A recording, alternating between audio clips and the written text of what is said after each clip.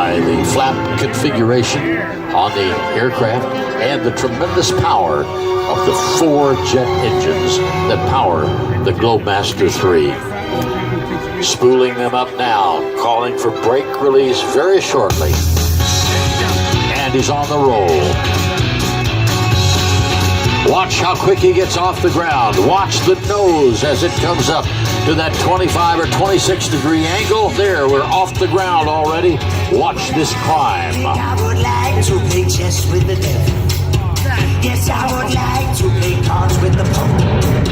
See, I can join in a spell, and I can conjure storm inside your soul.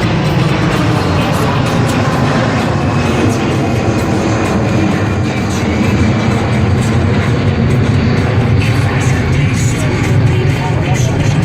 Is that not impressive for a big airplane like that?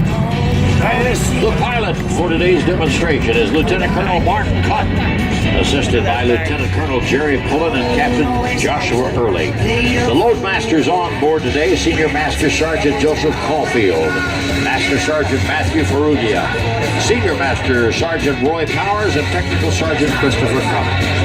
Incidentally, this crew has a combined total of over 28,000 flying hours in various aircraft, including the C-5 Galaxy, the U-28 Pilatus PC-12, KC-135 Tanker, the C-130 Hercules, the Jayhawk, just to name a few of them. C-17's first pass now as he turns inbound will be a high-speed pass. After completing a teardrop maneuver to line with the runway that you're seeing him do right now, he's going to push those throttles forward, accelerate up to 300 knots, demonstrating the rapid strategic capability of the airplane. The C-17 design includes a modern computerized glass cockpit, heads-up display at both of the pilot stations, and advanced cargo handling system, allowing it to operate with a crew half the size of the current aircraft. I want you to notice as he makes this high-speed pass just how quiet the C-17 is. Listen to the quiet now of the Globemaster 3 in this high-speed pass.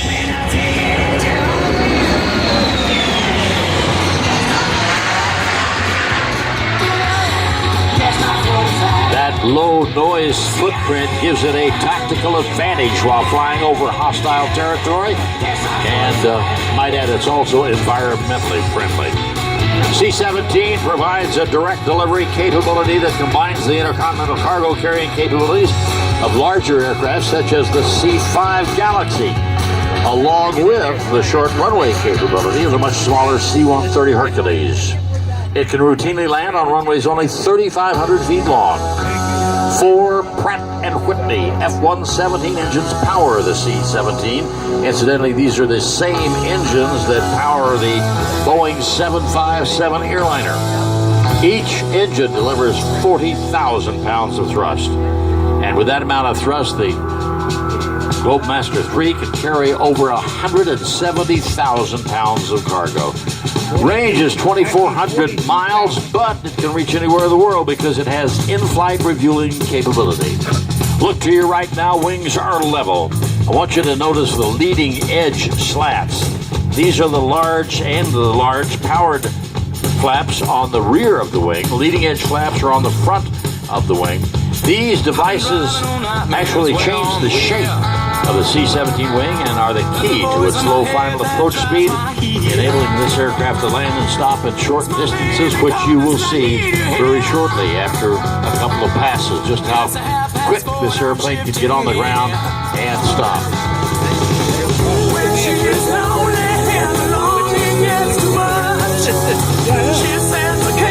Saw the high-speed pass. Now contrast that with the slow-speed pass here, with the big flaps on the trailing edge and the leading edge slats extended. Very stable aircraft with a heads-up display in front of each pilot. Landing gear also down.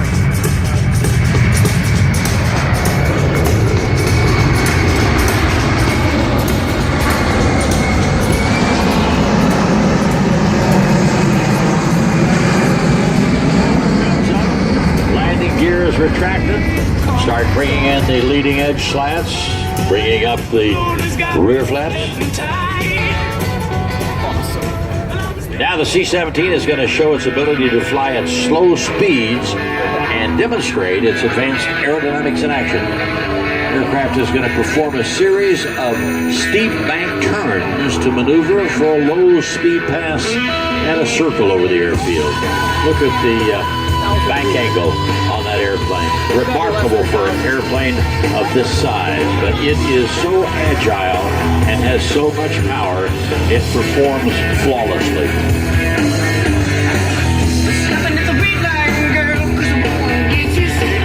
In case you're wondering how big it is, the wingspan that goes from one tip of the wing to the other tip, it's about half the length of a football field. The tail is over 5 stories tall.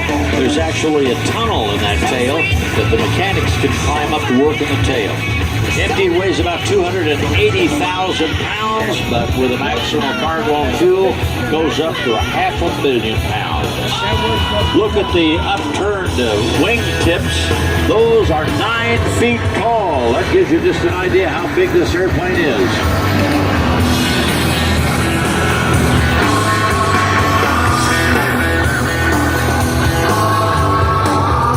Hard left turn now, showing you the aircraft is extremely agile at both high and low speeds, making it easy to operate in any tactical situation, including the combat delivery capability of paratroopers or heavy equipment airdrop. C-17 uses a redundant fly-by-wire system to run all of its flight controls. The fly-by-wire system means that the aircraft's flight controls are electronically operated by inputs from the control sticks. And it does have a control stick, just like a fighter aircraft where most of the transport airplanes and airliners have yokes. The onboard computers continuously monitor the flight controls in each other. If there are any problems, they automatically work around a disabled system. And in addition to all of those features, C-17 still has a mechanical backup system. All right, now maneuvering to demonstrate a full flap approach to a simulated short field runway. This short field capability allows the C-17 Globemaster III to land at more than 6,000 airfields worldwide and currently available to commercial wide-body aircraft. Aircraft today operating at about 400,000 pounds, and when he sets up for final approach there, and you're going to see Colonel Cotton reduce the throttles down to about 120 miles an hour. Approaching the end of the runway, they're going to demonstrate arriving at an airfield with hostile forces nearby. The approach tactic can be used from very high altitude to avoid enemy fire. C-17 made its inaugural flight in September of '91, and since then has set 20 world records. I want you to watch the landing and how short distance they travel before a complete stop and then back up. Yes, back up the airplane. I want you to watch as they touch down. You'll see the big trailing edge flaps are already deployed. The leading edge flaps are deployed. And then once the wheels touch the ground, the spoilers on top of the wing will pop up. And then you'll see on the engines, they will slide in half as the rear half of the engine slides backwards, exposing the thrust reversers, allowing them to use the jet thrust to help slow the airplane down. Watch now, we'll stop this airplane at about 1,500 feet from touchdown. Touchdown. Spoilers come up on the top of the wings. Engines slide back. Thrust reversers in.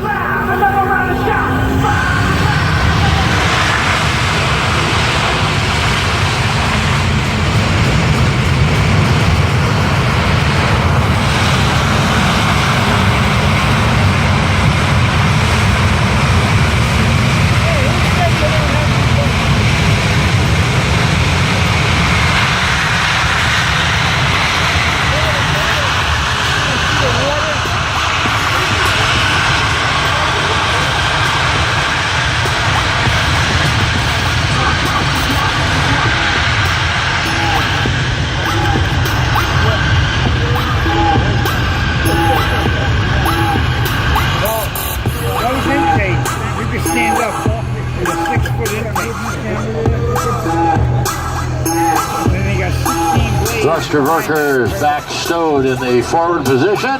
When you stage boost it up one more stage. Brought back tons of food.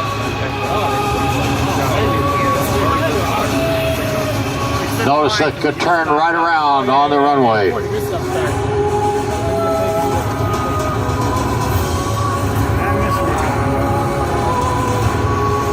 American flag comes out, ladies and gentlemen. What did you think of the C-17?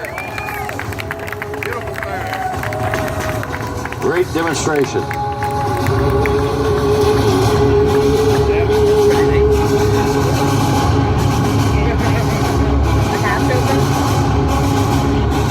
Next winner from AvQuest, winning a free flying lesson, is Laura Egan. Laura Egan